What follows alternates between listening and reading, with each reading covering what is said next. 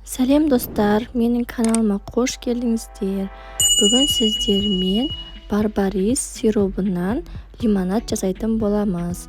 Менімен бірге видеоның соңына дейін болыңыздар. Ең алдымен ыдысымызды алып, оның үстінен осындай барбарис сиробын құямыз. Достар, менің каналыма тіркеліп, қоңырауша батырмасын басып қойыңыздар. Алдағы уақытта менің видеоларымды ең алғашқы болып көресіздер.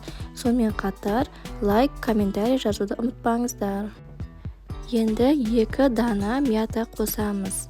Одан кейін турап алған апельсинімізден 4 штук саламыз. Енді үстінен сары ағашты құямыз.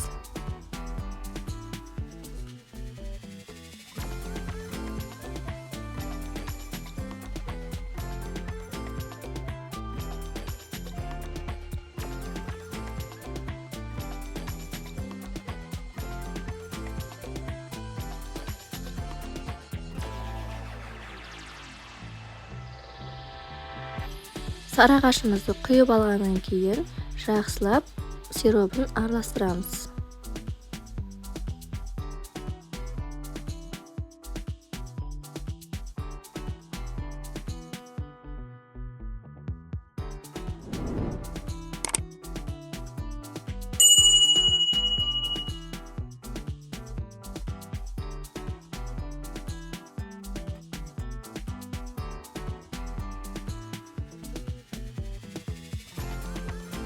Міне біздің үй жағдайында жасаған барбаристен лимонадымыз дайын болды.